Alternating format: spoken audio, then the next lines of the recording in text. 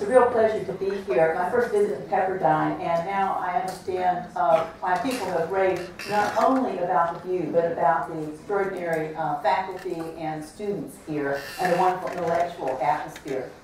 As was mentioned, I have devoted a lot of my time to the book of Job, and not only in working with the text itself and doing exegetical work on it, but I've also started to be interested in how people have interpreted it over the centuries. And one of the things that I've discovered as I've looked at some of this material is that for century after century after century, the main focus is on the figure of Job himself, and particularly the significance of his suffering. In fact, he becomes, during a large part of Christian interpretation, a figure of how one ought to suffer. As the New Testament describes him, he's a figure of patient endurance. And this is the part of the book that attracts attention.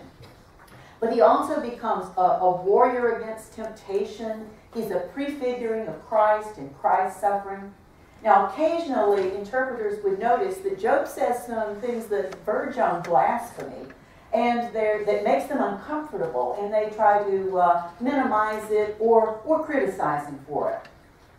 The only figure I could find that was rather sympathetic to the angry things that Job says was Martin Luther, who indicated that he perhaps had also contemplated saying certain things like that to God. But there were various ways of dealing with Job. Was he a person who lacked insight and then finally got insight when God spoke to him? But the one issue that you don't find during this long history of tradition is any focus on, was God being cruel? Was God being unjust? Those issues just seem to have been out of bounds for most of the time of history of interpretation. And from a modern perspective, a lot of contemporary readers say, aren't you letting God off the hook rather easily? Now, this is especially true if you look not just at commentaries, but also at the way, over the centuries, people recast the book of Job into plays and performances. And this starts already in the medieval period, and then picks up steam over the centuries. But even there, you don't really find people raising that question. Wait a minute, is God being unjust here? Now, there may be something that I haven't found yet, but the only sustained criticism of God that you start to find shows up rather abruptly right after World War II. Now, since that's not surprising, there had been a lot of skeptical and critical thought towards religion from the 19th century forward, but there was still this prevailing kind of metaphysical optimism that characterized the Western world. And that was shattered rather definitively in the 20th century by the two world wars, the Depression, the aftermath which resulted in the incipient Cold War, and the fear of nuclear annihilation. The world had become a much less trustworthy place. Belief in a just providence was much harder to hang on to at that point. So in this context, a radical anger and a radical despair started to find its voice. And one of the places that it began to articulate itself was in plays that were written updating or rendering the book of Job for this post-war generation. So in the time that we've got today, I want to look at three pairs of works that show this kind of new engagement with Job. First are going to be two plays by Europeans who directly experienced the horrors of World War II. Second, two works by American writers of the post-war period. And finally, two very recent works, some of which I hope you've seen, films rather than plays, that suggest a new direction that current artists are taking in engaging the book of Job. So first, two plays. One by the German dissident author Wolfgang Borchardt, and one by the Romanian-born Jew Elie Wiesel, who's now living in the United States. But Wiesel, who endured himself the horrors of Auschwitz and other concentration camps. Now, although Borchardt had served in the German army, he was opposed to the Nazi regime and arrested several times and actually imprisoned for several months. In his post-war play, The Man Outside, And what you see here is a bombed out city. The central character in his play is a man named Beckman, a soldier who, like Borchardt himself, had served on the Russian front and who returned broken in body and spirit to a devastated Hamburg, which had been firebombed during the summer of 1943 in one of the most devastating acts of destruction during the war. Borchardt wrote this play during the winter of 1946, which was a time of extreme cold weather, when Hamburg suffered great shortages of both food and coal. People were found frozen to death in their apartments. Even though the focus of the play is in many respects on the suffering of Beckman, its most transparent connection with Job lies in the framing at the beginning and at the end. The play is introduced by a prologue in which there's a dialogue between the undertaker, who is Death, who's grown fat during the war, and a figure called the Old Man, who identifies himself as the God no one believes in anymore. So it tropes on the dialogue between God and the adversary in Job chapters 1 and 2. But this God is a totally ineffectual figure who just cries over and over again, "Children, my children, I can change nothing. Children, my children." So much for the old man. The action of the play begins with Beckman attempting to commit suicide by throwing himself into the Elbe River. But the river rejects him and casts him back up onto the bank. Here, and at various other points in the play, Beckman engages in a strange conversation with this hallucinatory figure that's just called the other, who is relentlessly optimistic. Now, it's debated whether this figure represents an irreducible life force or whether it represents a kind of obscene denial of reality. But following his failed suicide, Beckman encounters 4 people: a young widow, an army colonel, a cabaret owner, and a woman who now lives in his dead parents' apartment. His encounter with each is a failed attempt to reconnect with some kind of social community. But Beckman remains radically alone. And at the end of the play, he describes himself who is someone who had come home only to find the door slammed in his face and himself outside the door. Cheated of his wish even to find a place in death, he now rages at this absent other and at the God who's failed him. "Where are you, other? You were always there. Where are you now, you yea-sayer? Answer me.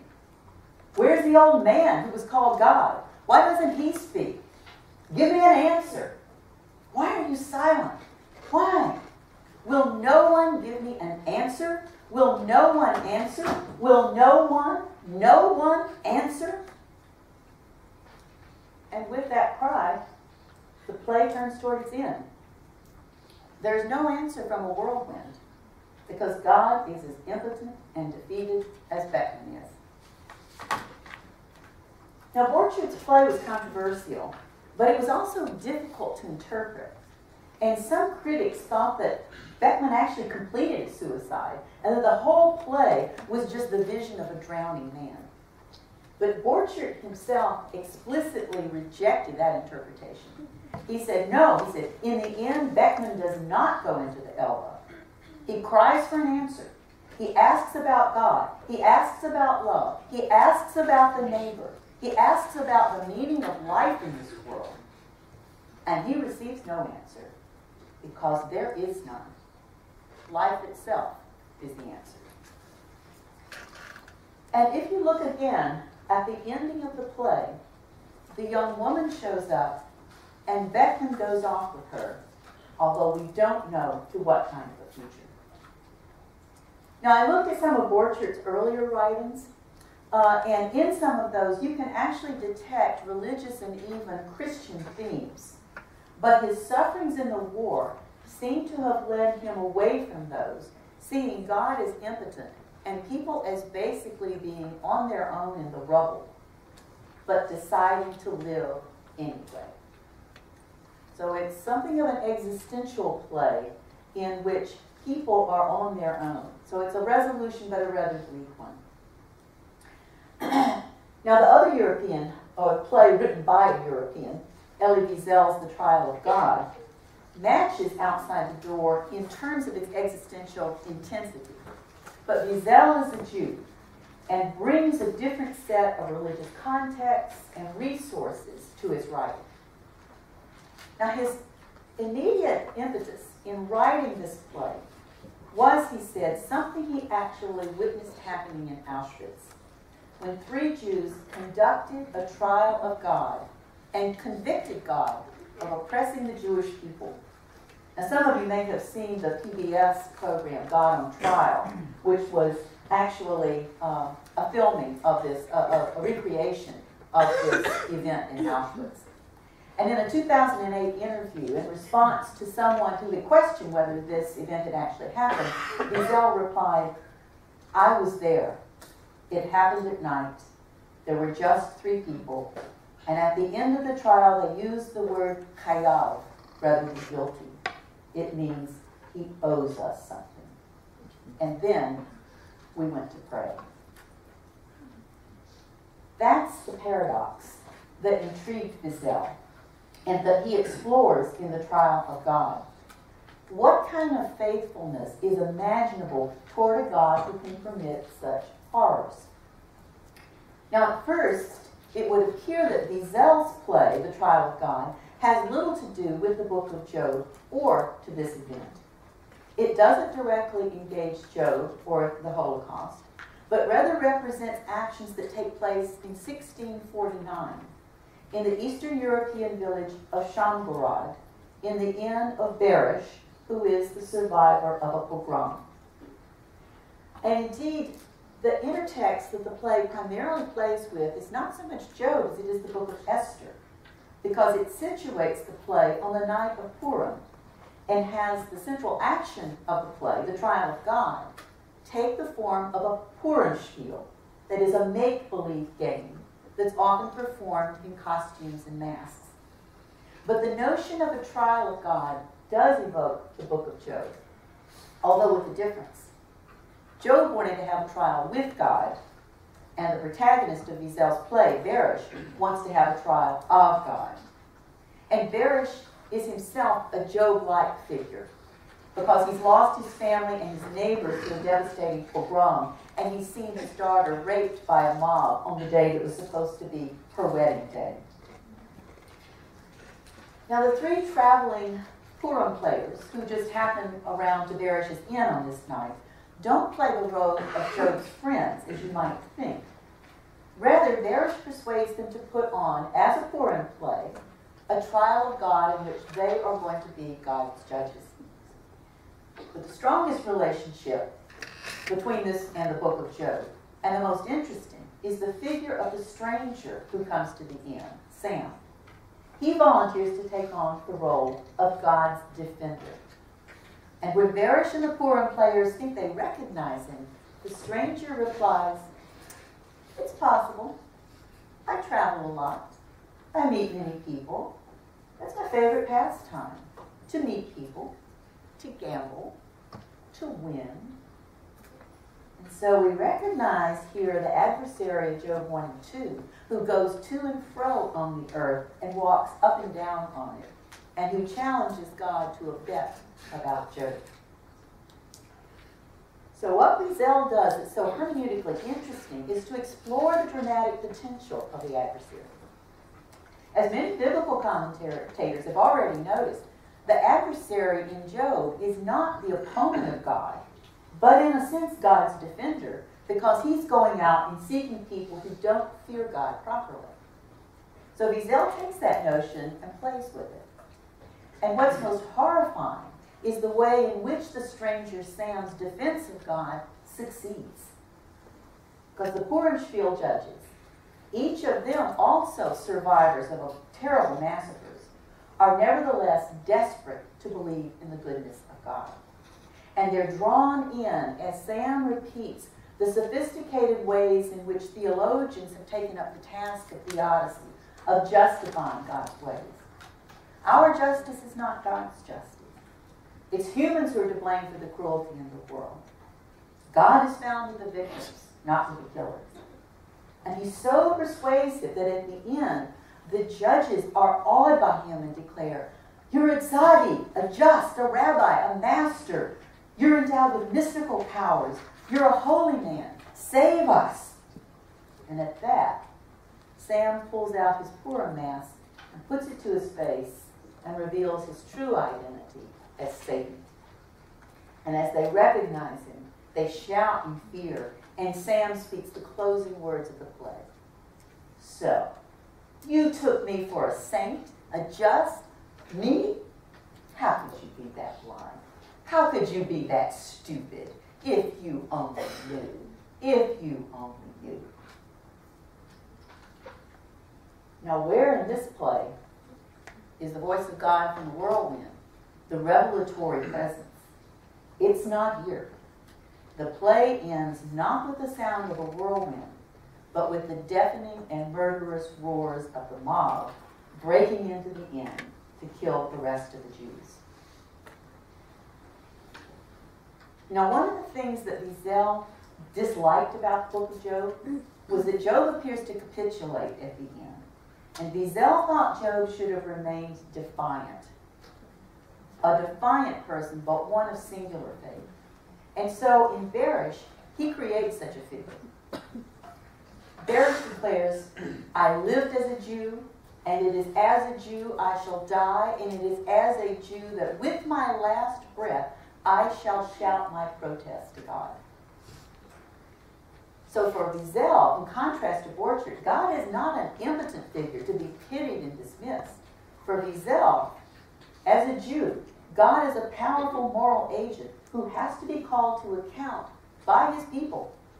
It would be a betrayal of their suffering, but also a betrayal of God, simply to walk away. And so Berish's shout of protest is his prayer to God. So here you can see how the Europeans who experienced firsthand so much of the horror of war dealt with it as they engaged Job. Now, even more than the European post-war plays, the American plays that were written at this time shift the attention away from the figure of the suffering Job and much more toward questions about God and the possible meaninglessness or indifference of the cosmos to human desires and desires. So here I want to compare two more works. One, Robert Frost's Mask of Reason, and second, Archibald MacLeish's J.B. Now, Frost's Mask was written in 1945, just a year before Borchart's The Man Outside. And although both concern the absence of an answer for which humans hunger, the ironic intellectualism of Frost's work could not contrast more sharply with the existentialist cry of Borchardt. But one of the themes, not only here, but in a lot of Frost's poetry, is a tension between the human desire to know ultimate reasons and causes and a natural world that always refuses to respond to this desire. Now, one of the reasons Frost liked the Book of Job so much was because he saw here a book that refused to clarify reasons, causes, and designs. But he's always been amused by interpreters' attempts to wrestle a reason or an explanation out of it. So Frost has some fun here as he explores what he entitles the 43rd chapter of the Book of Job. And in this scene, Job and his wife and God run into one another by accident some 1,000 years after the events of the Book of Job. God is evidently very embarrassed and awkward and apologizes to Job for the apparently unmeaning suffering you were afflicted with in those old days, and thanks, Job, for the way you helped me establish once for all the principle there's no connection man can reason out between his just deserts and what he gets. Together, they stultified the Deuteronomist and changed the tenor of religious thought. Now, if you study the book of Job a lot, what you hear in these phrases are actually paraphrases of the attempts commentators have made over the years to explain what they think are the puzzling divine speeches in Job and what they mean. So, Job initially appears to accept God's explanation of what the purpose of it all was, but then he realizes this is not very satisfying, and so he presses God. Because I let you off from telling me your reason, don't assume I thought you had none, but this isn't it. So finally, God explains, I was just showing off to the devil, Job, as is set forth in chapters 1 and 2. To which Job replies, I expected more than I could understand, and what I get is almost less than I can understand. Now, if you put Frost's mask into intellectual context, he stands in the philosophical tradition of William James' pragmatism, which was also skeptical toward absolute explanations. And Job's wife speaks for Frost when she says, of course, in the high abstract singular, there isn't any universal reason, and no one but man would think that there is. At the most, she says, there are only stray scraps of palliative reason. But where James, in the early pragmatist tradition, had a kind of optimism that actual human understanding would result in unity of the understanding of the world, Frost is more skeptical. Neither religion nor science is going to be able to satisfy the human desire for answers. The most one can hope for, in his famous phrase, is a momentary stay against confusion. People have to act. You have to act in contexts in which you cannot and do not fully understand. But act you must. That's what it means to be human. So Frost is very skeptical, but he's not bleak. And the kind of jokey tone of the Mask of Reason resists any grimness. But that's not the case with the oh-so-serious Archibald MacLeish and J.B. Now, MacLeish's play actually evolved over several years from 1953 to 1958, and sometimes you can see by going back to the earlier drafts a little bit more clearly what he was finally aiming at. In an interview also, he acknowledged that his play, too, was a response to the horrors of World War II. But MacLeish had had a really dark vision decades before the war. Now, I want to spend a little bit more time on J.B., not because of its artistic merit, it's really not that good, but because it articulates so clearly this cultural response to the double impact of the horrors of the war, and also what was seen by many as the decreasing plausibility of the religious vision in an increasingly secular age. So in J.B., MacLeish makes use of the trope of the play within a play. As it opens, the setting is a circus sideshow, deserted now because it's after closing time. And two broken down actors are dressed as circus vendors. You can see them here. One selling balloons and the other selling popcorn. Now, in earlier drafts of the play, the circus motif was even much more prominent. And so we have to ask, what does that trope of the circus mean for MacLeish? Because he'd used it before. And in an earlier poem entitled The End of the World, MacLeish depicts the world as a lively circus taking place in a big tent. And all the action stops, though, when the big top blows off suddenly, and everybody stares upward and sees there in the sudden blackness the black pall of nothing, nothing, nothing, nothing at all. It's a chilling little poem in which human activity takes place against the backdrop of a black, cold, indifferent nothingness. Human activity is not finally purposeful or meaningful, but at most, it's just a circus, a make-believe world with entertainments and distractions that keep us from noticing the enveloping nothingness. Now, we can't, of course, just import that vision into JB without further warrant. But the fact that McLeish reuses the trope of the circus should put us on notice. So, the two circus vendors, Zus and Nichols, have names that evoke Zeus and Old Nick, which was a nickname for the devil. And they observe the deserted sideshow stage is where the actors play the Book of Job. And so they decide to play the Book of Job themselves. And after a bit of back and forth, Zus picks up the theatrical mask that the actor who plays God wears, and Nichols picks up the mask of the adversary, Satan. Now, McLeish gives us another clue. Oh, sorry for the bad quality of reproduction there. McLeish gives us another clue to his perspective in the stage directions that describe the mask.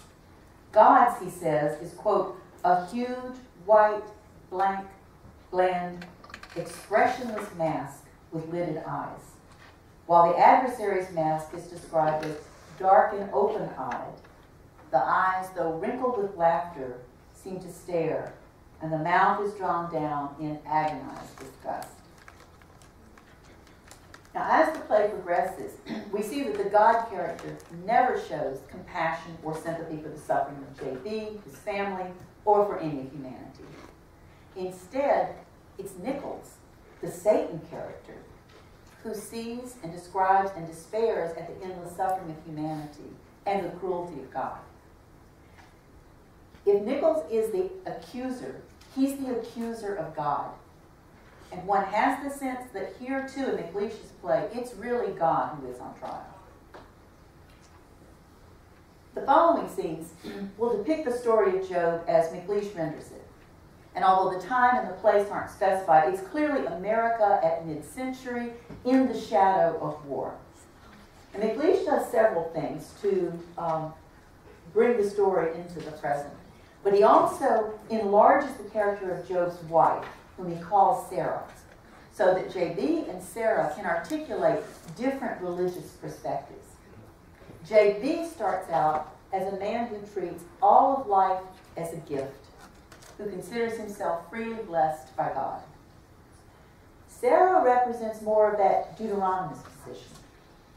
She says, God doesn't give us all this for nothing. If we do our part, he does his, he always has. If we forget him, he will forget.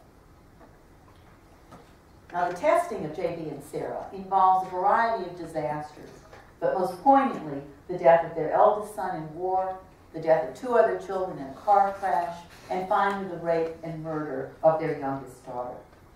But it also will appear that the whole community is devastated by some act of war, so that the buildings are turned into rubble and people are homeless, very much as Borchardt had described the bombed-out Hamburg.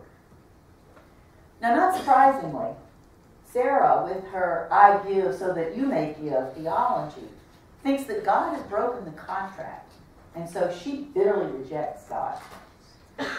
J.B., by contrast, desperately tries to hold on to his faith, but he can't fathom who God must be in the midst of his suffering. What I can't bear is the blindness, meaninglessness, the numb blow fallen in the stumbling night.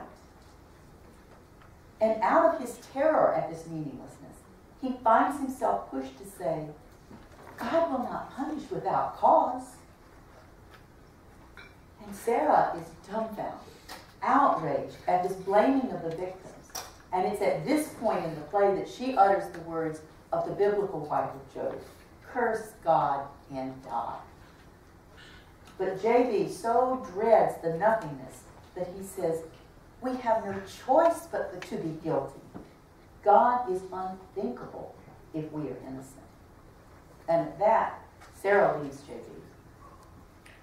Now, this kind of self-blaming to hear is actually quite common as an early response of persons who've experienced inexplicable violence.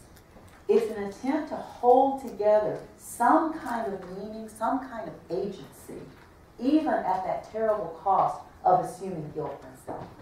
It's the fear of nothing, nothing, nothing at all. Well, as in the book of Job, there are comforters who come, and they only exacerbate his misery. McLeish represents the three comforters as the ideologies of Freudian psychoanalysis, Marxist historical analysis, and a rather narrow Calvinist theological analysis of the human condition. They all have answers. They all have reasons that only make the situation even more horrible. And so, like Frost, McLeish rejects the notion that grand explanatory theories of any sort are adequate to lived human experience. But J.B. still craves an answer. So, in his despair, J.B. starts to speak the words of the biblical Job from various places in the dialogue where Job seeks to come before God. And then a character identified only as the distant voice, unseen but accompanied by the sound of a rushing wind, speaks an abbreviated version of the divine speeches from the whirlwind in Job 38 and following. And then Job replies with the biblical words, I have heard of thee by the hearing of the ear, but now, his face drawn in agony, mine eye seeth thee. He bows his head, his hands wring each other. Wherefore I abhor myself and repent. Now, modern scholarship has noticed that actually the Hebrew of those last few words is totally semantically ambiguous, and we don't really know for sure what Job is saying. Now, McLeish sticks to the traditional translation, but the ambiguity is in how and to what purpose J.B. says those words. Indeed, in the next scene, Zutz and Nichols are debating what he did in saying that. Was he giving in? Was he whimpering at the presence of God, as a very disappointed Nichols seems to think? Or, as Zutz suspects, was J.B. in fact calming God, gentling God, the way a farmhand gentles a bulging, bugling bull? Was he forgiving God? And Zutz continues, who's the judge in judgment here? Who plays the hero, God or him? McLeish's perspective finally becomes very explicit in the last scene. There's no grand restoration, nor is there the defiant flinging of an offered restoration back into the face of God, as Nichols had hoped J.D. would play it, and as Wiesel's character Barish might well have played it if God had offered him some second set of children. Instead, here, Sarah reappears, having found that she couldn't carry through with her intended suicide, stopped by the fragile beauty of a branch of forsythia growing in the ruins. And J.B. asks why she left him. And she says, you wanted justice, and there was none, only love. He says, God does not love. God is. And Sarah replies, but we do. That's the wonder. So God offers neither love nor justice. God is merely the laws of nature. God the boiling point of water, as Nichols put it. And humans are left homeless in the rubble. Sarah's final words are these. Blow the coal of the heart, my darling. It's all the light now. Blow on the coal of the heart. The candles in the churches are out. The lights have gone out of the sky. Blow on the coal of the heart, and we'll see by and by. And with that, they begin picking up fallen chairs and straightening the rubble-strewn room, a small act of human meaning-making in a God-forsaken world. Well, God doesn't come off too well in these plays written after World War II. You have your choice, a kindly but impotent figure in whom no one believes, an infuriating figure who seems to side with the murderers rather than the victims, a bumbling and embarrassed figure who seems to act for the most irrational of reasons, and a blustering force that has nothing to do either with justice or love. Well, you can see how the events of the first half of the 20th century dealt a strong blow against the prevailing theologies and popular religious beliefs of both Judaism and Christianity. And you can see the disillusionment in these plays. Now, we could, if we had much longer than you want to be here, track through a number of other appropriations of Job, but I want to fast forward to two very recent pieces that have taken up the engagement with Job, and both continue and contest the views that were expressed here. These are the two recent films, the Coen brothers' A Serious Man and Terrence Malick's Tree of Life. Now, I won't say a whole lot about A Serious Man because I don't find it to be that serious of a film.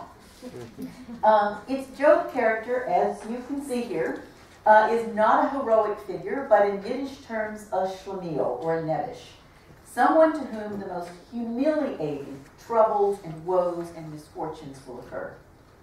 It's hard to take him seriously, although by the end of the film, the misfortunes do seem to have started to become more serious. Both Larry Gopnik and the audience remain very unclear as to why all these things are happening to him. But even though the film has the Coen brothers' characteristic sardonic humor, you can get a basic sense of their take on the world from two things. The final scene takes place at Larry's son's school, where instead of a voice from the whirlwind, there is a very physical tornado approaching the school. The other is the lyrics of the Jefferson Airplane song, Somebody to Love, that serves as the theme song for the film. And the lyrics to this verse, which occur in several scenes, are these. When the truth is found to be lies, and all the joy within you dies, don't you want somebody to love? Don't you need somebody to love? Wouldn't you love somebody to love? You'd better find somebody to love. So here we go again. The Coen brothers bring to this film a Jewish sensibility, but not really a Jewish religious sensibility. And I think Elie Wiesel would probably dislike this film, but Hans Borchardt, Robert Frost, and Archibald MacLeish would all recognize its themes of cosmic irrationality, humanity either on its own or poked at by a malevolent deity, and the need to find the only shelter there is, human love in a loveless universe. Come on, is that all there is? Into this quite strong and powerful cultural expression of human homelessness in a universe of nothing, nothing, nothing with all, comes the very different voice of Terrence Malick in A Tree of Life. Now, Malick, an Episcopalian, frames his extraordinary film, Tree of Life, explicitly in terms of the book of Job. The opening image is a quotation from Job 38. Oh, sorry. Wrong button. Where were you when I laid the foundations of the earth, when the morning stars sang together and all the sons of God shouted for joy? Now, anyone who comes in late to this film, or who simply thinks this is a throwaway quotation, may not get what's going on in what follows. Only if you see that this film is a sustained meditation on the book of Job will you fully understand what's going on. Now, the film itself examines the experiences of a family who live in the Southwest. It's filmed in Waco, Texas. And the central trauma of this family is the death in Vietnam of the second son. So it also, in some respects, is a post-war film. And although much of the film is a flashback to the complicated family relationships in the 1950s and 1960s, for those who want to understand the way in which Malick engages the book of Job, it's the outer framework of the film that's the most important. It concerns primarily how Jack, the older son, now a middle-aged successful architect, has failed to come to terms with the death of his brother, R.L., and how his brother's death has led him into a spiritual wilderness. And this will be evoked by putting him in desert scenes in various places. He understands that his mother somehow made her peace with his brother's death. And so as he wakes up on some unspecified anniversary of his brother's death, probably about 25 years later, we follow Jack's psychic process. in dream time, in real time, and in some third, surreal, undefined psychic time and space, as he attempts to understand and to own for himself how his mother was able to come to grips with the death of her son. Now, the mother's oriented spirituality is introduced in the opening scenes of the film as what she calls the way of grace. That is a kind of radical acceptance, as Dorothea Zola would frame it. A sense of life as a gift, not only in what is pleasant, but also in its troubles. And this is, after all, what Job said in chapter 2, shall we accept good from the Lord and not evil also? So in this way, in which this was also the way that McLeish had first introduced J.D. And so like those characters, her spiritual orientation is challenged by the shocking death of her beloved son. Now, at the point after she's gotten the news of her son's death, she wanders out into the pine forest behind her house in grief and distress, and she looks up into the trees. And at that point, Malick introduces his nearly 20-minute sequence of creation imagery, from the Big Bang to the end of the age of the dinosaurs. And as the mother looks up, the film cuts to its God image, a wholly other luminosity that is nothing we could name or recognize. And as this image is showing, her voiceover begins. Was I false to you? Why? Where were you? Did you know? Now, where were you and do you know are God's words to Job in the whirlwind, but now they're voiced back to God as a lament. And then the film begins to show these exquisite images of the gaseous clouds of the early universe in all their inhuman sublimity. And as these images unfold, the soundtrack starts to play the lacrimosa, that is tears, a musical lament voiced by a soprano who seems to contain all human grief in her voice. The mother's voice is heard again, not quoting but paraphrasing what is also Job's question. Who are we to you? This is Malick's far more profound way of posing the question that McLeish posed. Is the human ability to love and to grieve an anomaly in the universe? Is it a homeless phenomenon? Is the universe and what has called it into being just an it, God the boiling point of water? Or can one say thou? That's the question Malick's film relentlessly pursues. And Malick doesn't pull his punches.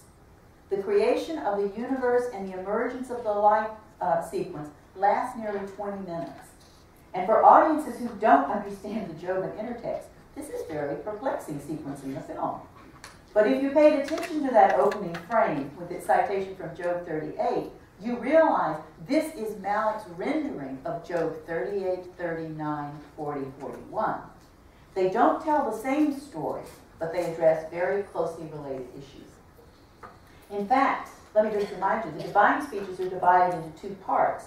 In 38, God gives this, in descriptive imagery, takes Job on this cosmic tour of the virtual tour of cosmos, evoking in sublime imagery its unimaginable vastness and mysteriousness. And then in 39 to 41, God describes the wild animals, symbols of chaos and even dread from a human perspective, culminating in the legendary monsters Behemoth and Leviathan. And shockingly, what God seems to be saying is God cares for and praises these terrifying creatures, so that one can rightly come to the conclusion that the monstrous Leviathan is as much made in God's image as is Job. So whoever and whatever God is much stranger and more unfathomable than Job had imagined. This is not simply the God of my salvation, but the God of Behemoth and the God of Leviathan. Now, in the book of Job, the function of the divine speeches is to reorient Job to the irreducible element of the chaotic that's part of the fabric of life. and that he was refusing to acknowledge in his insistence that all human experience, all human relation to God can be fitted into the legal framework, guilt or innocence. So, Malik is also going to divide his imagery into cosmic and animal sections, although he's rereading and recasting the divine speeches to answer a slightly different question. Now, the cosmic imagery, interestingly enough, is drawn in large part from actual images captured by the Hubble telescope.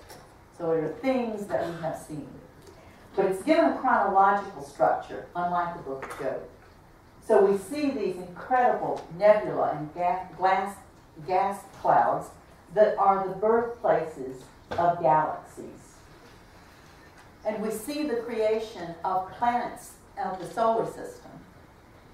And we see the unimaginably hot early Earth and all of its tremendous volcanic activity. And all of this is an encounter with the sublime, overwhelming our senses, overwhelming our minds. But it's all so inhuman in its scale and in its power. It is all so alien. But this planet is also the place where life emerges. And so Malik presents exquisite images of the origin and the evolution of life. But lest we romanticize, Malik shows us, I don't have a picture of this, a wounded sauroptidian, I had to look that up, an aquatic pre-dinosaur reptile dying on the beach with a gaping wound, and then we see the shark circling in the water around its blood. This is not a gentle world. In the dinosaur sequence that follows, we see yet again another dying dinosaur, a herbivore, who is being approached by a carnivorous dinosaur. So we think we know what's coming. But instead, the carnivore, after an initial aggressive move, pauses and looks curiously at the dying creature, and then turns away and leaves it alone. What we're witnessing is the birth of empathy, a creature being able to imagine the experiences of another being. But lest we get all teleologically sentimental, the film immediately cuts to the asteroid that crashes into the Earth, destroying the dinosaurs, a random event that puts an end to dinosaurian empathy. Whatever this cosmos is, it is not a reality lovingly guided by a loving deity in peace and harmony. Now, the cosmic imagery is going to return about 20 minutes before the end of the film. Jack, still struggling with his memories and his emotions, also prays, keep us, guide us to the end of time. And what images do you suspect accompany his prayer? Images of the time when the sun will become a red giant and incinerate the earth, rendering it a barren cinder. Now, if Archibald MacLeish had taken up filmmaking, this would have been his point. God does not love, God is the God of sublime but ultimately inhuman cosmic forces. The only refuge is the human heart. Well, Malik doesn't flinch from examining those forces of the cosmos that are so indifferent to human purposes and desires. He takes us to the springs of the sea and the recesses of the abyss, the gates of death and deep darkness. But that's not the only place one encounters God. As we're gazing on this image of Earth's future death, we hear a woman's voice respond to Jack's prayer, "Follow me." Now, at various points in the film, we've encountered mysterious, numinous female figures who seem to function as spirit guides, particularly in relation to birth and death. And this one beckons Jack, who follows her, and also follows the figure of his own childhood self, to the psychic space that's going to be the place of letting go, the place of reconciliation, and the place of being comforted. It's figured in the film's surreal imagery as a beach, where all his family and all the people they knew are present, as they were when he was a child, although Jack will be present both as his child self and as his middle-aged self. And wordlessly, they hug R.L. and each other as they prepare to let R.L. go. In the closing image of the scene, we see Jack's mother held and caressed by these numinous female figures. And she says, "I give him to you. I give you my son." Now it's clear that these numinous figures are also in some way avatars of the divine. Love is not simply an anomaly of the human heart, an evolutionary accident. It's also part of the reality of God. And recognizing this, the grieving mother can name God thou. Recognizing it, she can give her son back. And Jack, in finally understanding how his mother came to be consoled, is able to find reconciliation himself. So I think Malik truly understands what's going on in the divine speeches and how important they are. Like the author of Job, he understands that we would be utterly wrong if we try to domesticate God. God is still the God of Leviathan, but God is also the God of Job, the one who addresses Job. So Malik's issues are not quite the same as Job. I'm not saying they're saying the same thing. But he does take up the challenge of reading Job bequeathed by the post-World War II playwrights. And without flinching from what they also see, he implicitly faults them for insisting on an overly anthropomorphic understanding of God as a being who ought to keep awful things from happening, and so can be put on trial and found guilty or rejected for being impotent. From that perspective, there's no alternative but homelessness for the human heart. For Malik, however, God is unimaginably strange, truly wholly other, but for all that, also the source of and the destiny of love. For Malik, the very push of life towards empathy and joy and love is not an accident, but a response. Now, neither the post-war playwrights nor Malik is fully compatible with the traditional image of God as just ruler of the cosmos. But that anthropomorphic view of God is not, in any simple sense, tenable. The Deuteronomists were wrong. The post-war playwrights, in many ways, were dealing with the first shock wave of what they had intuited and feared and now couldn't deny, hence their anger and despair. Malik, from a later generation, has absorbed that shock and is in some ways more troubled by the reductionistic scientific accounts of the universe that leave no room for love to be, that love might be a principle of the cosmos as opposed to some merely accidental mammalian phenomenon. And so in his work, Malik engages the book of Job in a way that moves the conversation beyond the God is guilty response, to ask us to consider the strangeness of God and to imagine how both love and these strange violent processes might both be part of the ultimate reality. While I doubt that putting God on trial is culturally at an end, after all, there are different theologies and each has its questions to put, I think Malik points to a way beyond this standoff between grieving and traumatized humans and divine reality. He doesn't have the last word, of course. No one does. And your generation will be the one that will be producing and creating the next engagements with the book of Job. But it is a book that invites us to think with it about these questions that we can never, ever stop asking. Thank you.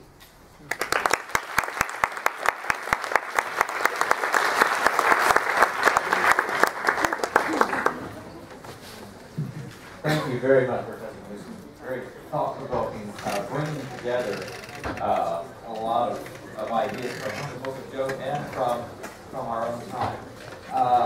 Craig, where are you going? I'm going to turn on some lights so it won't be so dark. Oh, you don't want light. You want dark. There we go. I want to invite up. I feel like I'm on trial now. I want to invite up Dr.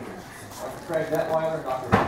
Whitmore, to come and give this some initial reactions. Dr. Detweiler is, I forget your exact title, the Director of Center for Media and Film Studies. Sure.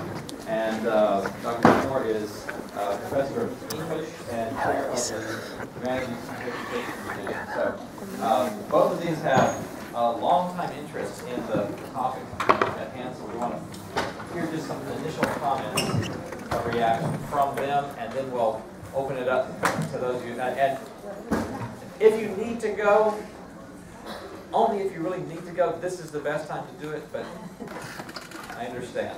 Okay, so, particular gift. The sound of my voice just sends people scurrying.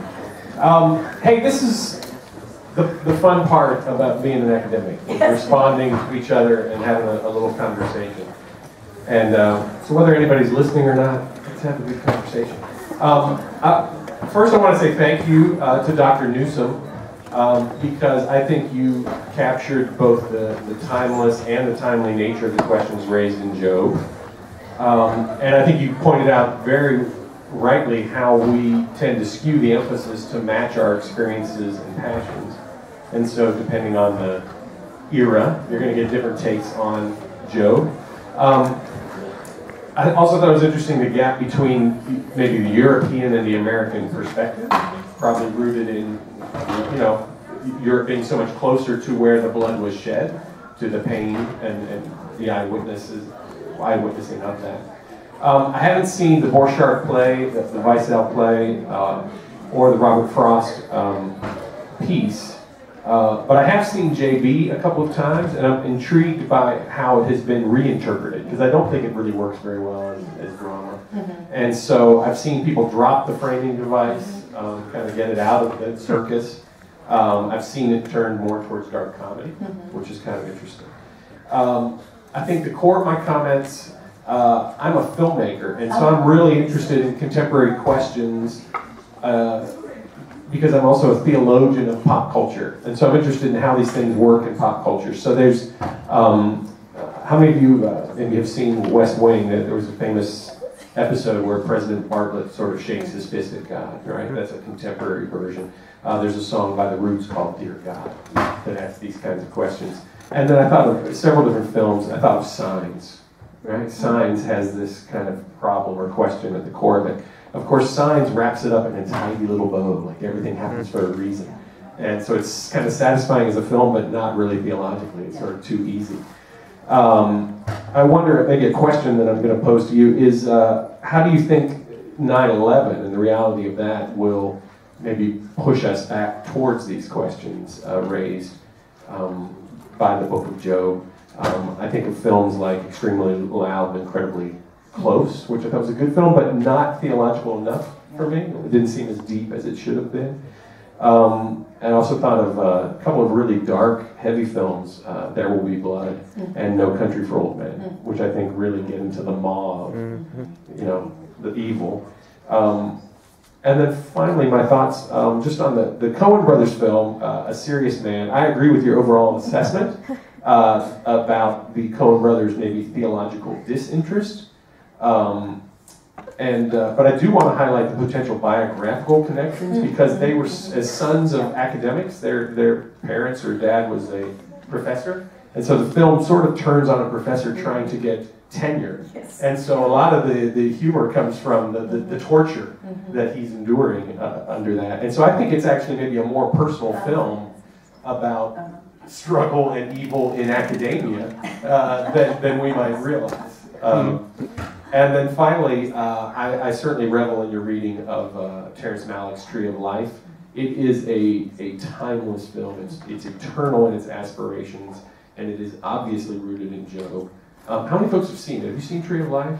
Did you like it? Did you think it was like the slowest, most boring film ever? Right? Contemporary audiences can't handle this, because we're geared towards like Spider-Man 8. Right? Like that's what you're used to, right? Contemporary. But I really like that you hit on the dinosaurs, because I think those benevolent, gracious dinosaurs are a perfect tweak to both sides of the audience. Because to the creationists it says, hey, there were dinosaurs. Can we acknowledge there were dinosaurs?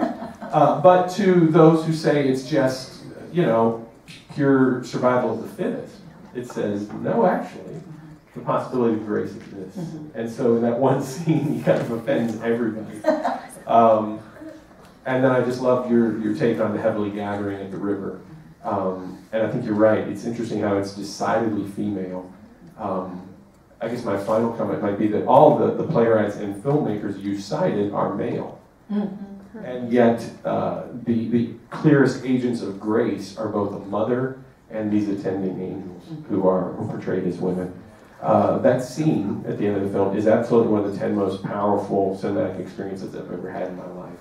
Probably because my mother also dealt with the pain of losing a daughter who died in a car crash as a college senior. And so I watched my mother suffer through that, and to see this mother ushered up into this place of comfort was overwhelmingly powerful.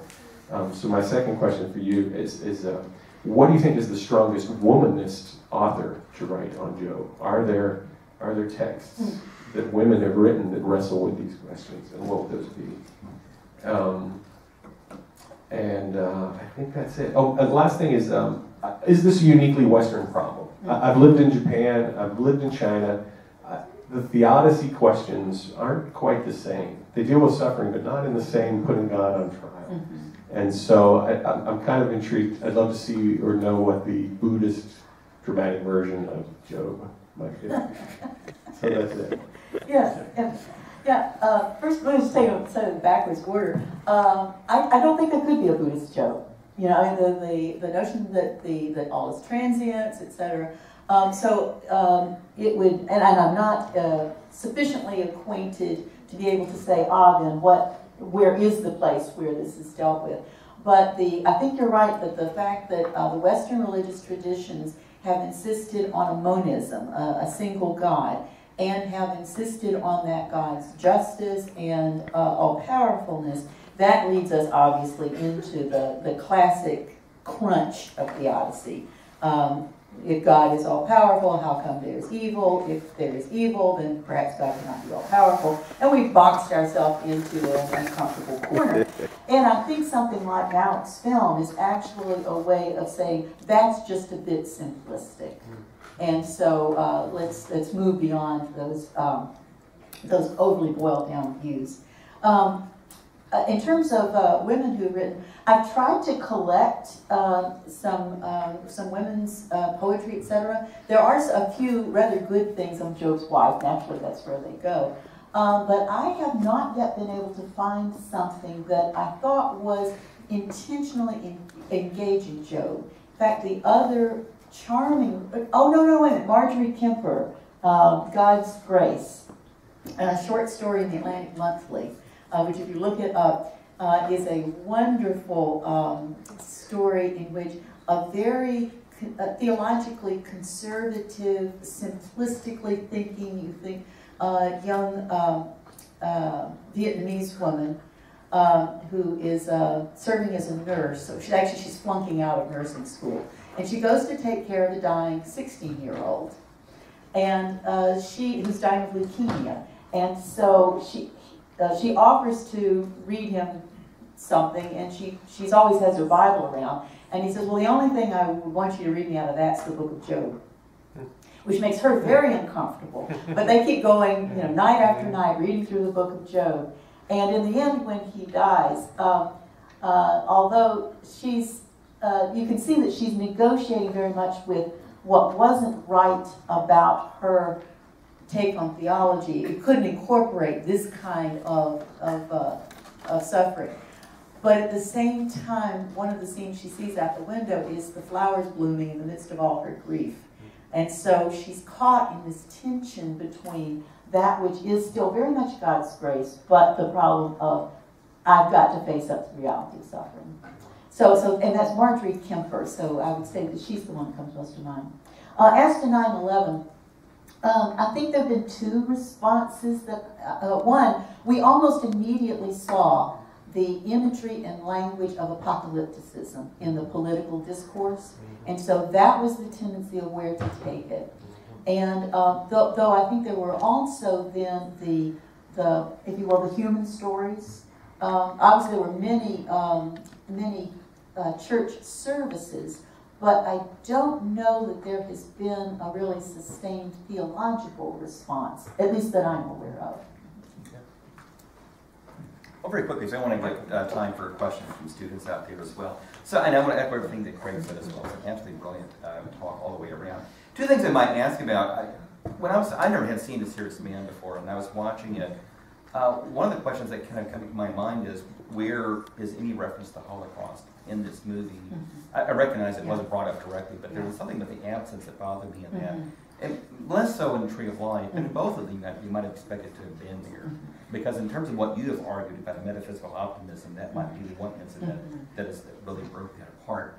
Another question I might ask coming out of Tree of Life is this. I mean, positionally speaking, in a way, part of what Malik has done is taken the whirlwind and put it much earlier in the text. Yes. And one way he's dealt with that is to have the whirlwind followed up by Jack's life story. Yeah. Very shortly after that, he's born. And we watch his entire growth as an individual to come back or to get in the end. And I wonder if you might say more about how you see the connectivity Malik is trying to show between the cosmic and the human by doing that, which is, for me, the central theme of Job anyway. In the midst of grief, how do we find a kind of secure intimacy with God?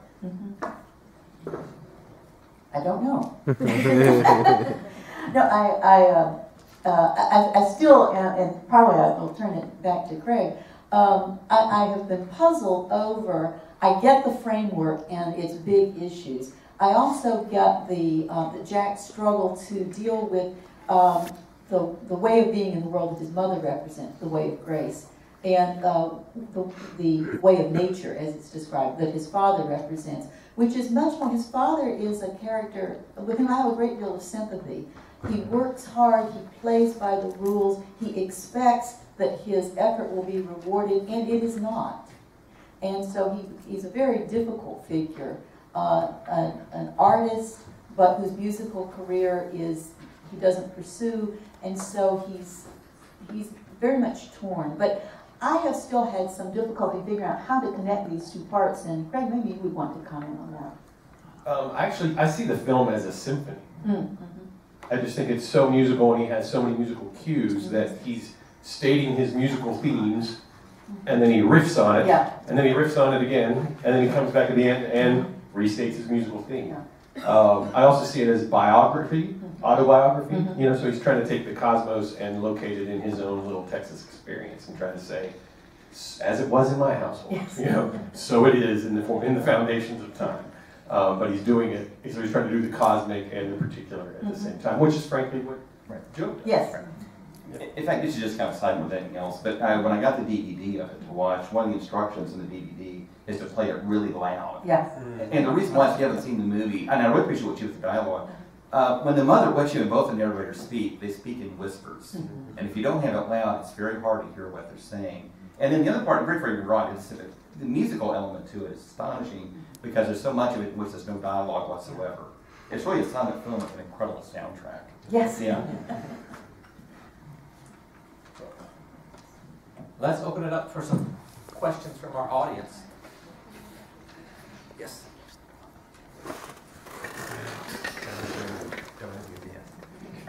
Okay, so I don't know if I missed it, but I know that you said, is it Wiesel? He's Jewish, right? Yes. For the rest of them, what religions are they? Borchert, I think I'm still Mike. Borchert grew up Protestant. And like I said, there are Christian themes in some of his earlier short stories. There's one in which a prisoner finds a flower in the yard, the prison yard, and takes it back to his cell, and it's apparently almost a Christ image for him. And so the contrast between that and the what seems to be the loss of religious trust in the end suggests that even though he wasn't explicit about it, he underwent something of a crisis of faith. Robert Frost, I'm trying to research this to find out because a few people treat him as a poet of some religious sensibility, but for the most part, he was apparently either an agnostic or rather indifferent to religion. So you hear that, I think that's part of the reason why The Mask of Reason has this rather cool tone toward it. He doesn't have as much invested in it. And McLeish, I wasn't able, my assumption is McLeish is your basic WASP. That is a cultural Episcopalian, probably. Though don't quote me on his denomination, but most of them were. But he's someone for whom I can't find a religious sensibility.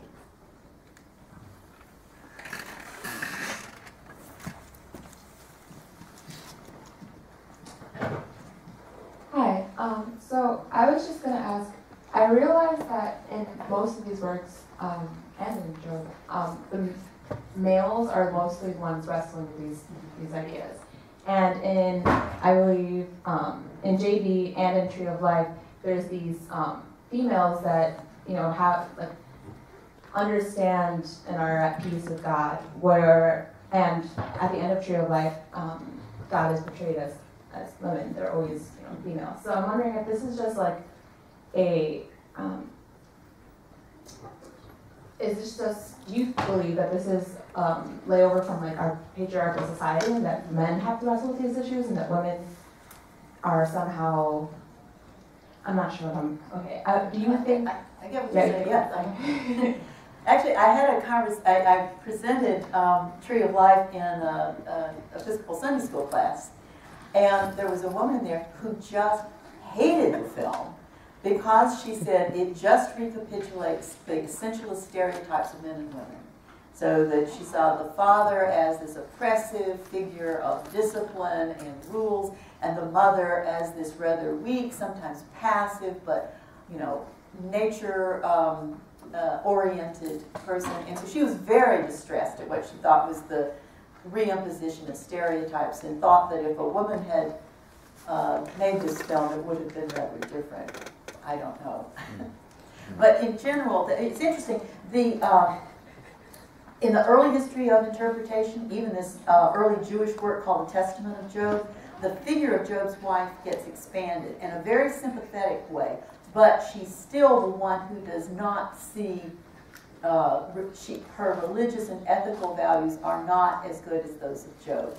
So she's condescended to in certain ways. And Robert Frost makes her this kind of shrewish proto-feminist, well, she's just interested in which woman's rights. But at the same time, she's the one who most closely parallels Frost's skepticism, and is the one who kind of stands apart. So they have kind of an uneasy relationship with the female figures. It seemed like there was a similar thing in Grapes of Wrath. Is that where the mother Joe character has a different take on why things are unfolding the way I have they to go back. Let's go back over here and then.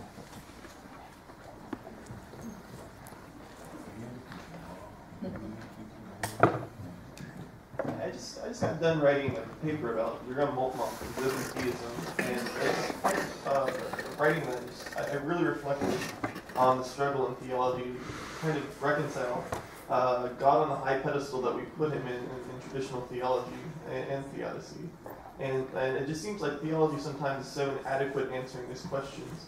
My question is in what ways does fictional literature and film give maybe a more substantial answer in ways that straight theology and strict logic cannot? My basic response to that must be yes. That's a little, and I'll need the support of my more literary colleagues here to respond. But I would say it's because fiction and art is so much more incarnational. That is, we deal with if it is in representational fiction or art, with figures, with narrative, there is the possibility of infinite complexity. I mean, theology can be very complex, can be very nuanced, but it works with concepts. And the ability of art is to work with feelings and emotion and engage all our senses. And I think that brings in our ability to engage it experientially in a way that theology has difficult time to do if it works in a purely conceptual fashion. Ken? I'll just say, as both a theologian and a filmmaker, I think the problem is that theology has gotten stuck in prescriptive categories, and literature and film is into descriptive. right? They're describing the world as it is, whereas theology is trying to prescribe as it maybe should be. And I don't think that's the roots of theology. I just think that's where it kind of went in response to the Enlightenment questions, trying to defend itself in a sense. And so what I see now that I'm very hopeful about is a recovery of the power of story embedded in the theology. And so I think your generation maybe is going to usher in a more narrative-driven understanding of both Scripture and the theological apologetic task. Yeah, I would echo that. That's a great question in all kinds of ways. You know, one maybe way of thinking of it as well would have to do with, I guess, how literally do we take the story of Job? Was there this guy in the land of Uz, and was it the way he really was? Or do we understand it as, in the book we have, as an aesthetic imagining of how you understand grief in the face of God, if that kind of makes sense? The other side about Job is very, very important, and I don't know how well it shows up in various things we talked about, are the dialogues between Job and the comforters, where we have these competing ways of understanding what's going on there without, and as you put very well in your book, a single finalized way of understanding that. That really is what our human experience is, isn't it? We get really, I mean, I assume some of us get really mad at God at times, or we're really baffled by God, and we will talk about to other people without necessarily having a nice wrapped up answer for that. And I think the other thing that literature and film can do is continually reconceptualize or reimagine those things with new characters and new situations. The question about women is a great question because I think that is what will happen with this more and more in the future than what we've seen. And you should write it. Yes. Or direct it. Someone up here. Someone.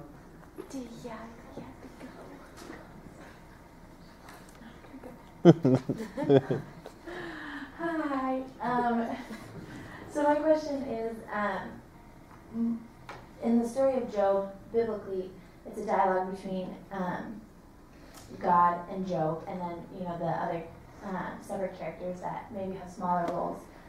But most of these stories that we talked about seem to be told from the perspective of Job, putting God on trial. And I wondered if there were any sources that you had stumbled across in literature or in film, theatrically, that tell it from a different perspective, maybe from one of the more minor characters or from God's perspective. That's a great idea. Yeah, the only, I sometimes used to give my classes the option of writing a speech from one of the other characters. And again, one of my characters said, I'm not satisfied that we don't have more women's voices in it. And so there's a scene in Job 29 when he's reflecting back on how life used to be and how he was the patriarch who was gracious to the widow and the orphan and the stranger. And so she took up the suggestion and wrote a speech from the point of view of one of the widows standing around in the square listening to Job, who responds back to him. So I think it is an excellent exercise. The women, the female feminist poets have done some of this in writing about Job's wife. It's a minor character. But I think that that's quite a wonderfully creative avenue for doing something that really hasn't been done that much. Although, just to add to that, I think that part of what was great about your talk was this focus on this right here. What Malik did here, and that was breathtakingly audacious. And I'm sure it falls flat with a lot of people that look at that, what in the world is that? How do I relate to that? What are you talking about? It never speaks. Right? It's just something, in fact, it glows. The movie, in fact, the person who helped Malik design this part of the movie also worked in the movie 2001: A Space Odyssey. And so the special effects will look a little bit similar. And I think sometimes that kind of cosmic gets kind of in there in some ways as well. But this would be an example. Why God doesn't speak in this, I mean, and great point too, is Frost, when he has God come in, the mask of reason, you're exactly right. God's like a bumble. No one believes this. This, though, whatever you think, I think this is actually a very fascinating depiction of God. I should say, by the way, if you haven't seen the movie, this never stops the movie. It's never, colors are always changing. And the way he describes luminosity is exactly And my students thought it was a flame, and I said, no, look closer. It's not even, it's nothing you can put your head around. Right. It's maybe in a weird kind of way, at the very end of the Divine Comedy, like in a strange kind of way, when Dante sees God, when the pilgrim sees God, he has this kind of weird moment where he first sees God as a series of geometrical figures, and then within that winds up seeing the human figure. And they come together at one time, and he finally understands what God's all about. There's a way in which I think this really kind of fits in with that. One more. I don't want us to go too long. One more. Is it you? Okay. Okay, so back to the tree of life. What do the dinosaurs represent? I know you probably touched on it. And then what does the natural disaster that wipes them out represent? Well, again, my take on it is that Malik has, I don't want to really say a teleological view of life, but it's very much that life seems to be moving toward the capacity for the expression of the emotions and particularly of love and empathy. And the scientists have actually that good evidence that dinosaurs had a fairly developed emotional capacity. Not just mammals, but dinosaurs already. And so I think what he is showing us is life is not just physical processes, but through this, somehow mysteriously emerges the capacity for love, for empathy. But smack, it can accidentally get wiped out. And so it resists our sense to want to give it, oh, this is a story that is purposefully moving forward. No, accidents happen that can just wipe it out and you start from scratch. So it keeps us off balance. I might add as a, be on the lookout. So right now Hollywood's doing a big budget version of the Noah story. Oh. Right, which raises some of these very messy questions. You have Russell Crowe playing Noah. What? It's like an action adventure. Well, the text is only, this long. I mean, there's going to be all kinds of speculation about where is God in the midst of a flood, which is kind of to that same question. So it's coming. It'll be spring of 2014.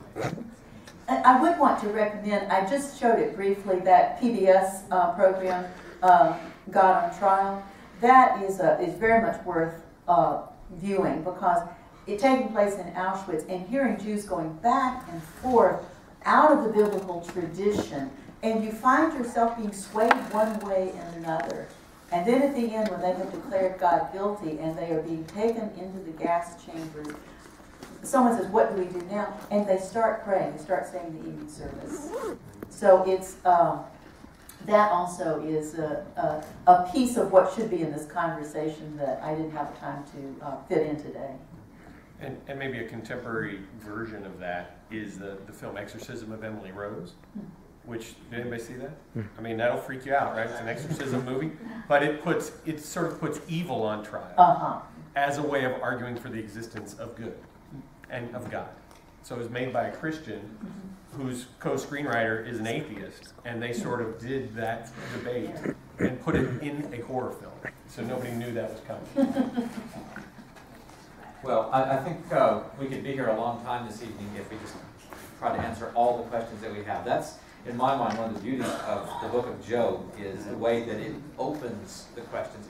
And from a biblical point of view where we think the Bible is there to answer the questions, here's a book that allows for the questions to go on and on and on. So thank you so much for listening. You're just